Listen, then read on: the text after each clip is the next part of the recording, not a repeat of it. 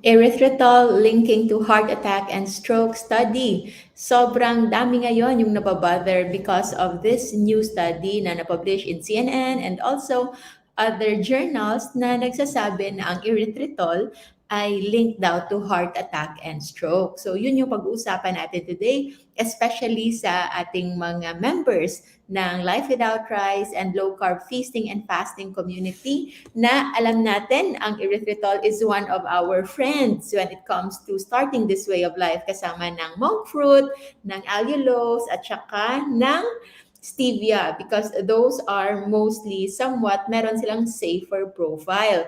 But now, today, we will go back again sa pag-discuss sa ating mga alternative sweeteners, most especially yung erythritol. So ano ba yung erythritol? What is erythritol? Isa siyang sugar alcohol na zero calorie. Ibig sabihin, matamis ito when it comes to taste, but on a certain level, hindi siya nakakapagpataas ng ating blood sugar. Wala siyang impact. It is considered as zero calorie because it will not spike your blood sugar. At yun nga, isa siya sa mga favorite na mga alternative sweeteners, especially for diabetics or for those that are lowering their carbohydrate intake. Ang erythritol usually, ang kaniyang tamis ay mga nasa 75% lang ng tamis ng actual sugar. Whereas yung mga stevia naman and monk fruit, those are actually very, very sweet. They can run from 200 to 600 times sweeter as compared to regular sugar. So yung ginagawa ng mga manufacturers ay minimix nila yung erythritol with monk fruit or erythritol with stevia so that it will have the bulk and consistency para magmukha itong parang sugar so that it can be used for baking, it can be used for cooking na somewhat yung magiging ratio niya is 1:1 na para hindi rin mahirapan yung mga low carb bakers and yung mga nagluluto gamit ng mga alternatives na ito.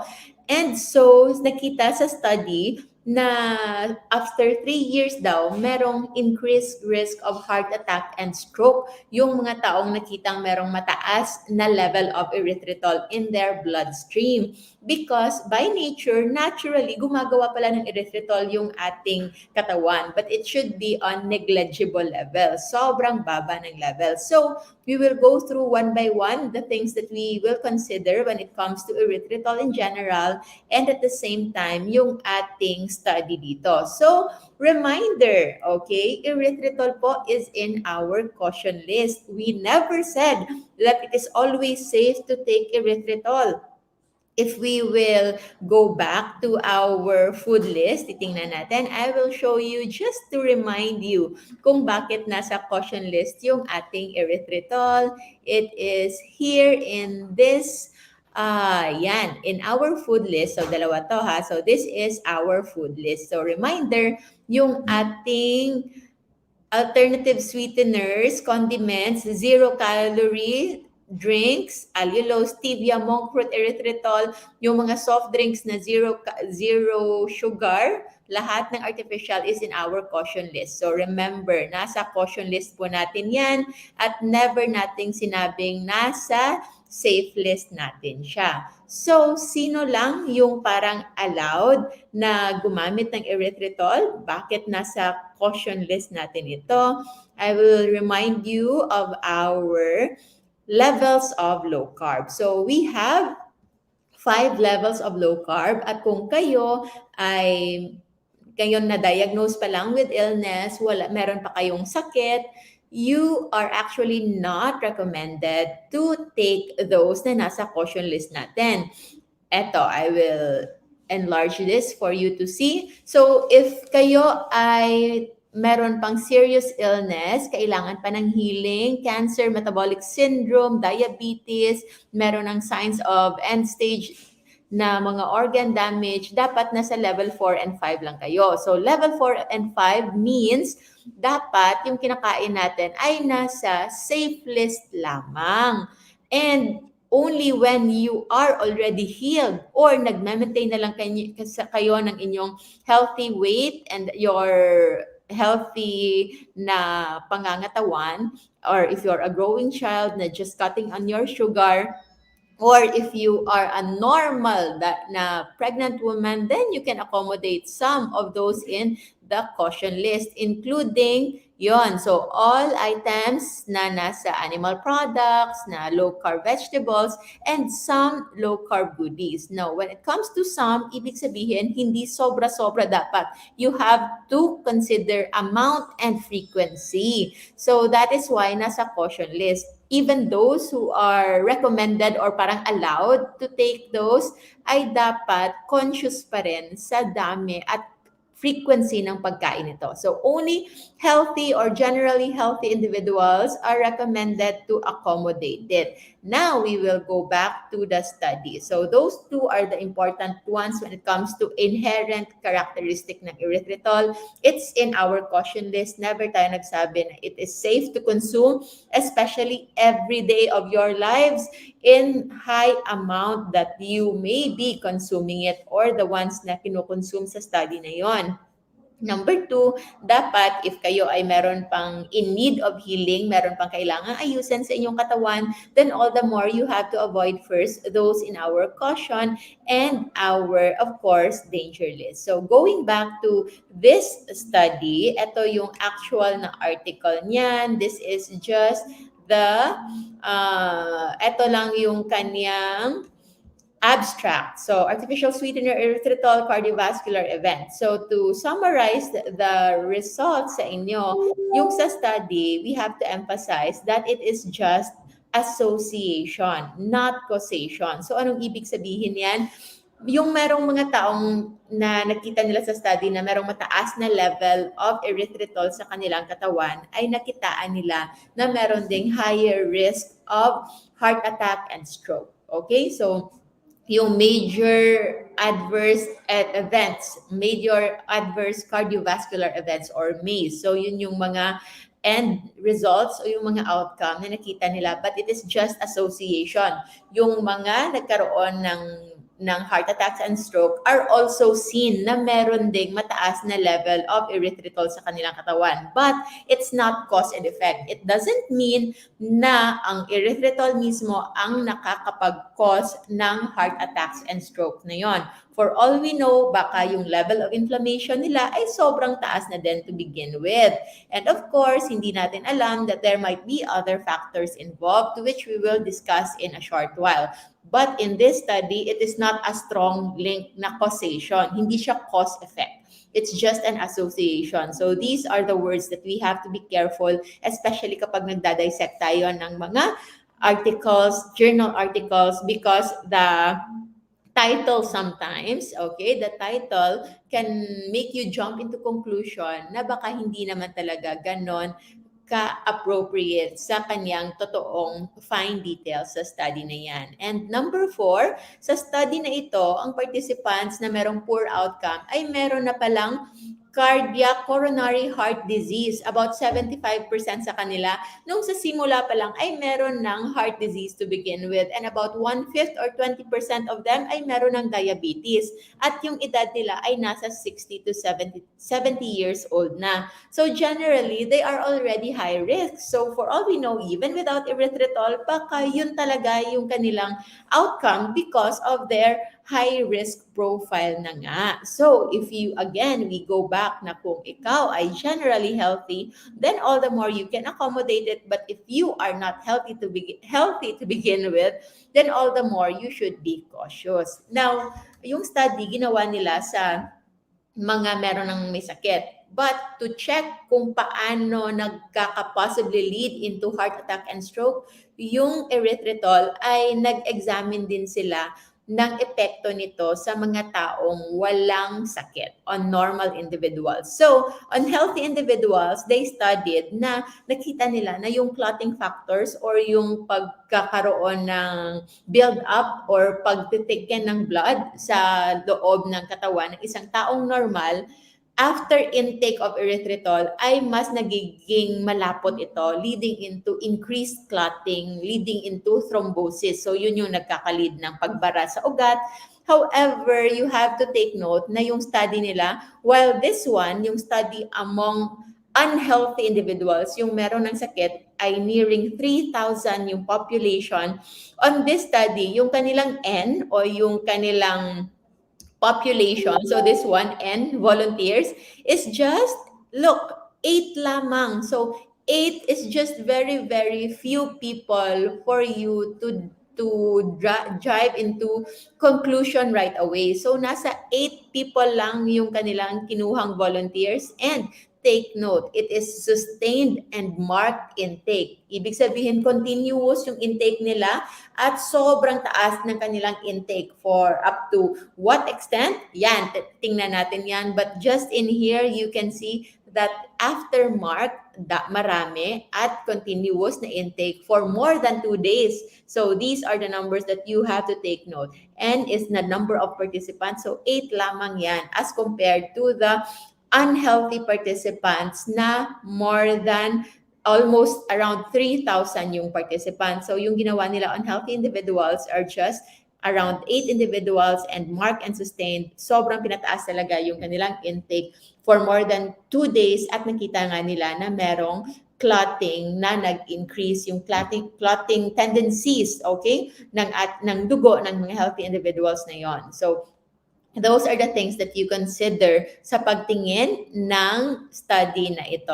Para hindi kayo bigla-biglang mag-panic at baka akalain yung kasi kumakain kayo ng erythritol ay aatakihin na kayo agad. So, if you are healthy and if you are not consuming so much, then maybe it's okay. So, lastly, last part of our considerations when it comes to erythritol, intake of alternative sweeteners are linked to other unhealthy behaviors. So, in another study, nakita nila na intake of alternative sweeteners, kahit anong alternative sweeteners pa, pwedeng erythritol, pwedeng allulose, monk fruit, and of course, others like stevia, ay nagli-lead into other unhealthy behaviors. Because yung tendency kasi minsan, you have this knowledge na kasi kumain ka ng something sugar-free because you took in isang pagkain na considered as walang sugar, you might feel that it is already an excuse for you to eat other stuff. Kasi nga, nag-say no ka sa isang sugary food and you choose something that is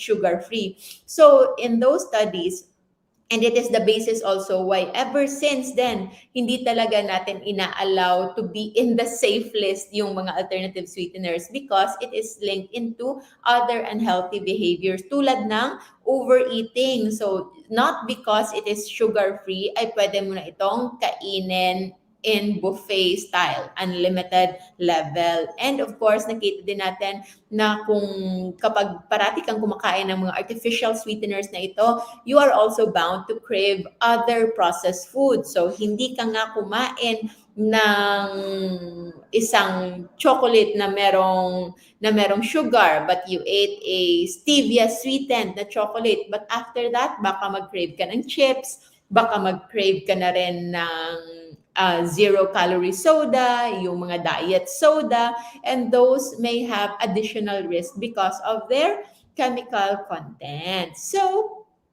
knowing all this now, what can you do? Anong pwede natin gawin? So, of course, to be safe, then don't take it. Kung kayo ay natatakot, so wag itong i-take. Especially if you will consider everything and you feel like hindi ka control, you have this tendency na once you take it a little, ay continuous na yung intake. If you have problem with self-control, if you have problem with moderation, hindi masyadong nakaka-say no when it comes to sweets, then better be safe. So, when it comes to safe, don't take it. But if you are the kind na kaya naman, you can have that sense of control over those things, then you might consider take it. So, if ever you consider taking it, know how to take it with caution. So, how to take it with caution? Consider two things: the amount that you are consuming, and of course, the frequency. Kung kakain man, paminsan-minsan lang. That's why we always say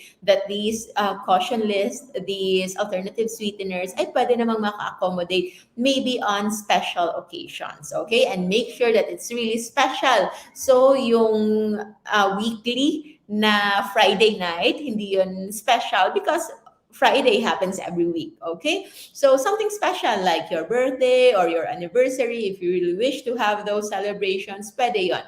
And when you take them, hindi nyo rin kailangang ubusin yung whole sugar-free erythritol sweetened cake na yan. So maybe a slice or just a bite is already enough. So know when to take it with caution. And if ever gusto mo talagang magpaka-safe at ayaw mo na itong i-take. However, merong mga cravings. So if there are cravings, ano yung gagawin? Just do the salt fix. So ano yung salt fix natin?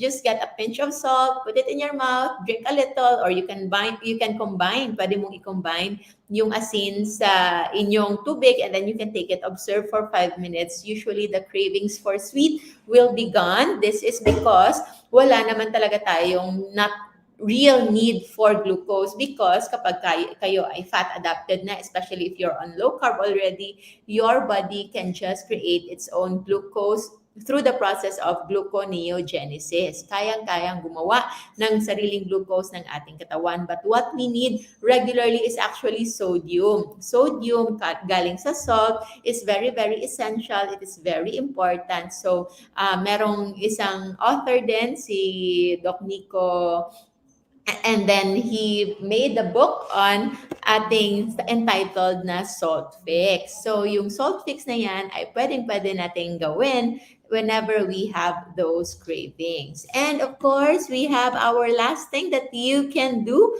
when it comes to these caution list ay improve your health by consuming real nutrient-dense foods and avoid yung mga nasa caution and danger list, especially if you're not yet fully healed. And for those nga na meron pang binabattle na sakit, hindi pa talaga nakokontrol yung kanilang blood sugar and everything, I focus on real food. Real food coming from proteins, from meat, from eggs, from fish, from seafood. All of those you can enjoy. You might want to eat some low-carb goodies. I'm sure excited kayo sa mga nagsisimula.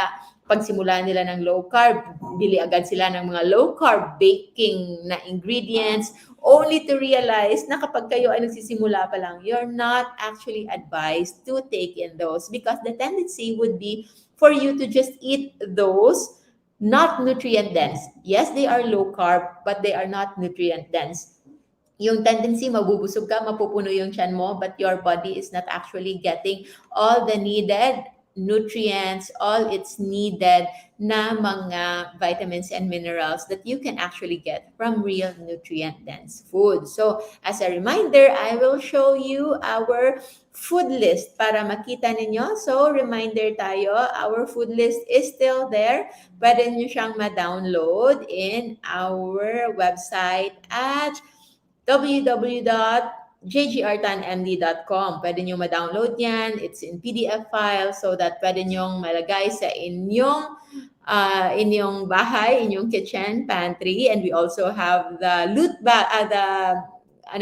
grocery bags available na merong food list natin para whenever you do your groceries ay makikita ninyo which one's on the safe and danger list. And again, speaking of danger list and safe list, announcement again, hindi po ako nagbebenta ng meal mix nuts. Again, scam po yan because if you will study our food list, makikita ninyo that the real nutrient-dense foods are just in the safe list na hindi nyo kailangan bumili ng kung ano-anong meal replacement or food supplement. Generally, nandyan lang. Except for electrolytes, maybe some potassium, maybe some help with melatonin. All those are generally makukuha natin from real food. So, hindi yan kailangan. So, announcement po, this morning lang, may dalawang tumawag na nagagalit kasi daw nagbebenta ako ng meal mix nuts. And again, if you will study our food list na religiously, you will really know na hindi talaga tayo nagbebenta niyan. Okay? So, yun lang. I think that's it. And of course, if you wish to know more, meron tayong guided learning program available at lcfmasterclass.com for your guidance. So maraming salamat. I hope you learned something today at huwag magpapadala. Ang mga studies na yan, dapat kilatisin ng mabuti. But again, as a reminder, we are also saying that it is not safe to for you to keep on eating it. Never po talaga nating nilagay sa safe list yung erythritol along with other sweeteners. Yung nasa safe list natin are just the ones na yan, meat, lakihan natin. So yan, meat, poultry products, beef, vegetables, sa oil natin, we have coconut oil, avocado oil, yan. So, fish, seafood, yon ang ating nasa safe list. Okay? So, I hope we are all clear na with this study, you can learn a thing or two and you can be reminded why we should take everything in caution, especially in moderation. Anything too much is not good. So that's it for now. Maraming salamat. Yes, marami silang na gumagamit. More than 200 na po yung mga fake accounts. We already reported it in cybercrime, in NBI. Medyo nahihirapan lang, pero yeah, those are not our beyond our reach anymore. Kasi for the longest time, marami talagang mga ganyan, mag-aabuso at na magpe-prey on those who are looking for something to buy. So, may mga tao kasing gusto talagang bumili. So, kung meron kayong gustong bilhin, try to focus on our safe list. Okay? Para yung totoong pagkain, if you nourish your body the right way, makikita mo na hindi kailangan ng mga meal replacement na yan. Have a real nutrient-dense meal. Thank you so much. Hello, Chloe. And of course, to our admins, Earl, for reminding me na kailangan na nating i-discuss yung mga ito kasi sobrang dami yung nababahala. So you can save this link, save this video para kung merong magtanong sa inyo, just send it to them. Okay? So maraming salamat everyone. Have a good day. Thank you so much. I'll see you again next time. So remember to always stay low carb as always so that we all stay safe. Bye.